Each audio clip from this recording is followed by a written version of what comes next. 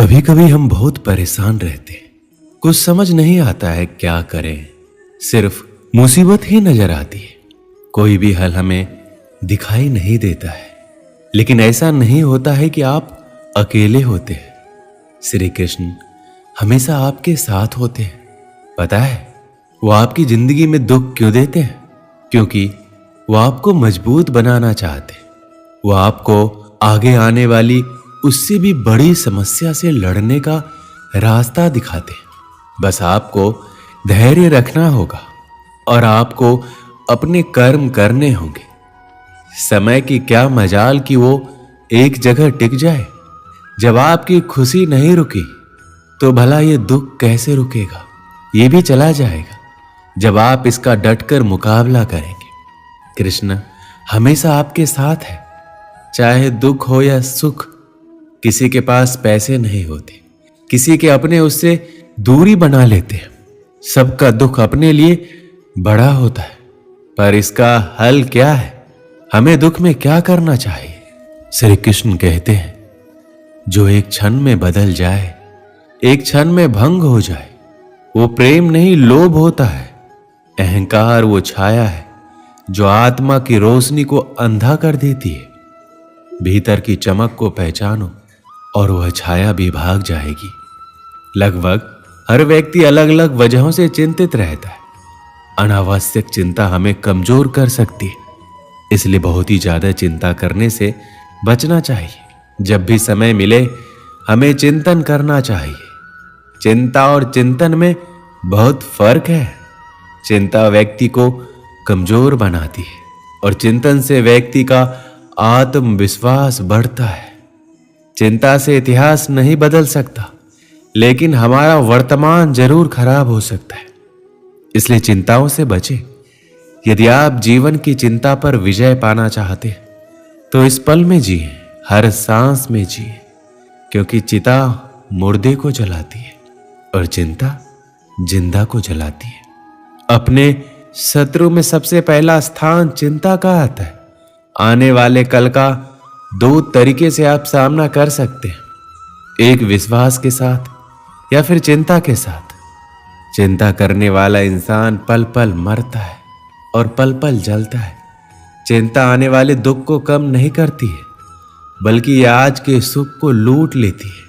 चिंता अक्सर एक छोटी सी बात को एक बड़ी छाया बना देती है। हमारी थकान अक्सर काम के कारण नहीं, बल्कि चिंता, हताशा और नाराजगी के कारण होती है। चिंता वाला दिन काम के दिन से ज्यादा थकावट भरा होता है। इसकी चिंता छोड़ कि कुछ गलत हो जाएगा, इसके बारे में उत्साहित हो कि क्या सही हो सकता है। चिंता, शंका, भय और निराशा हमारे दुश्मन हैं जो हमें धीरे धीरे नीचे गिरा देते हैं। चिंता मुक्त रहो, जरा मुस्कुराओ, ध्यान से सुनो, जिम्मेदारी लेना सीखो। जो आप नहीं बदल सकते उसे स्वीकार करें। अपनी जिंदगी से प्यार करो। चिंता करना समय की बर्बादी है, इससे कुछ भी नहीं बदलता है। ये सिर्फ आपके दिमाग के साथ खिलवाड़ करती है और आपका खुशी चुरा लेती है। चिंता मतलब आपकी कल्पना का उपयोग करके कुछ ऐसा बनाना है जिसे आप नहीं चाहते। 99% चीजें जिनकी आप चिंता करते हैं वो असल में होती ही नहीं है। बीते कल का अफसोस, आने वाले कल की चिंता, दोनों ऐसे चोर हैं जो हमारे आज की खूबसूरती और खुशी को चुरा ले जाते हैं। चिंता करोगे तो भटक जाओगे, चिंतन करोगे तो भटके हुए रास्ते को भी खोज लोगे। चिंता कर कुछ हासिल नहीं हो सकता, परंतु चिंतन कर ऐसा कुछ नहीं जो आप हासिल नहीं कर सकते। चिंता और चिता में बस बिंदु मात्र का फर्क है। चिंता शरीर को चिता तक ले जाती है और चिता शरीर को सारी चिंता से मुक्त कर देती है। कुछ को उनकी खुशियां सोने नहीं देती तो कुछ को उनकी चिंताएं जगाती है। अगर आप तनाव से मुक्त जीवन जीना चाहते हैं तो अपने जीवन की तुलना कभी दूसरों के जीवन से मत कीजिएगा। चिंता इतनी कीजिए कि काम हो जाए, पर इतनी नहीं कि जिंदगी तमाम हो जाए। हमारे जीवन के दो प्रबल शत्रु क्रोध और चिंता क्रोध से विवेक का नाश होता है और चिंता से मनोबल का। क्रोध से शांति का नाश होता है और चिंता से सौंदर्य का। सारे चिंता जीते जी चिता पर तो जलने का भी पता नहीं चलेगा। जो भाग्य में है वो कहीं से भी भाग कर आएगा और जो भाग्य में नहीं है वह आकर भी भाग जाएगा। फिर चिंता किस बात की? आप केवल अपना कर्म करते रहे। दुख पीछे देखता है, चिंता इधर उधर देखती है, पर विश्वास सदैव आगे देखता है। अतीत का भय और भविष्य की चिंता व्यक्ति को इतना परेशान कर देती है कि वह चैन से जी नहीं पाता है। कभी कभी तो वह अपना मानसिक संतुलन तक खो बैठता है। हमें यह नहीं भूलना चाहिए कि अपराध और चिंता मनुष्य की प्राकृतिक भावनाएं हैं, लेकिन इनसे ग्रस्त हो जाना अथवा ये सोच लेना कि इनसे छुटकारा मिलना बहुत मुश्किल है, ये ठीक नहीं है। इसी सोच का परिणाम और प्रभाव व्यक्ति के मन मस्तिष्क को अस्थिर बनाए रखता है। इसके लिए मनुष्य को अपने सोच की सीमा का विस्तार करना चाहिए। ऐसा होने पर ही वह अपना सुस्पष्ट दृष्टिकोण बनाने में समर्थ हो सकता है। अतीत में क्या क्या उसके साथ घटा था, इस और उसका चिंतन कभी नहीं होना चाहिए, क्योंकि मनुष्य अच्छा अथवा बुरा जो भी घट चुका होता है उससे सीख लेकर ही अपने वर्तमान को जी रहा होता है। ऐसे में वर्तमान पर अतीत की परछाई नहीं पड़ने देनी चाहिए। ये तभी होगा जब आप स्वयं में एकाग्रता लाएंगे। हर कोई इंसान चाहता है एक अच्छी जिंदगी जिए, लेकिन कभी कभी जिंदगी ऐसे करवट लेती है कि इंसान जिंदगी जीता ही नहीं है, वो जिंदगी को काटना शुरू कर देता है। यह हिस्सा जिंदगी का सबसे बुरा हिस्सा होता है। यह हर उस इंसान को सोचने पे मजबूर कर देता है कि एक अच्छी और बेहतरीन जिंदगी कैसे जिया जाए। जिंदगी के उस दौर के अनुभव से बचने के लिए हमें कुछ अच्छे निर्णय विचार की जरूरत होती है। जिंदगी ने हमें सब कुछ दिया, मगर ये सोचना कि सब हमारा है ये तो गलत है, क्योंकि जिंदगी जितनी जल्दी हमें कोई चीज देती है वो उतनी ही जल्दी हमसे छीन भी सकती है। हमारी जिंदगी में हमारे साथ ऐसी बहुत सी घटनाएं होती हैं कि हम सोचते हैं कि ये मेरे साथ ही होना था।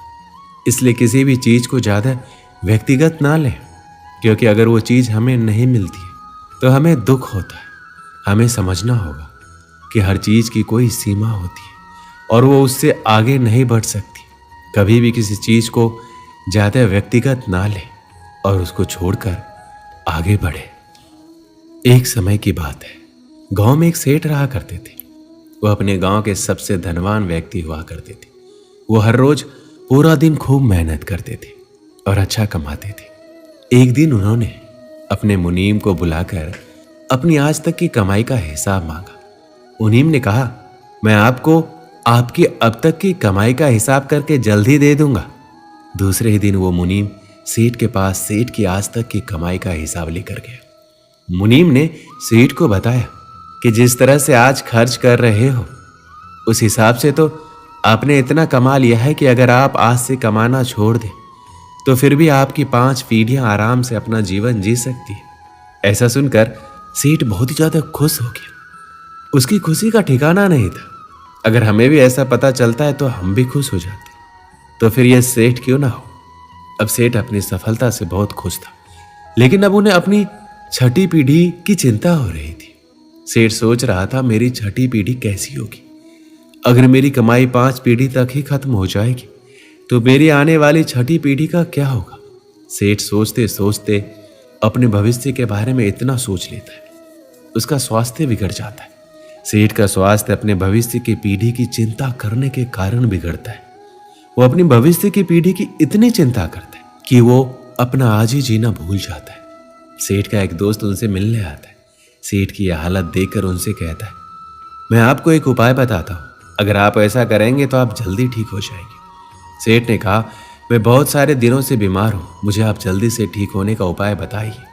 दोस्त ने कहा, आप एक पंडित को अपने घर पर खाने के लिए आमंत्रित कीजिए।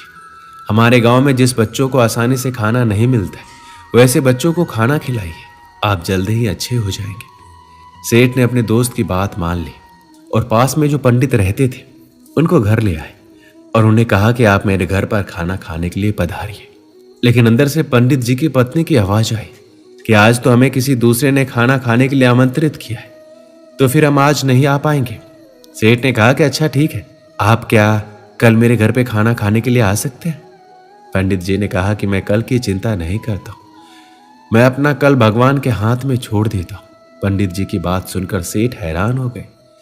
बाद में सेठ जैसे उनके दोस्त ने बताया था वैसे ही अपने गांव के उन बच्चों के पास जाते जिस बच्चों को आसानी से दिन का एक समय का खाना नहीं मिलता था। सेठ वहां जाकर उन बच्चों को खाना वितरित करते और वो बच्चे बहुत ही ज्यादा खुश हो जाते। वो बच्चे बिना कल की चिंता किए अपने आज बड़े मजे से जीते।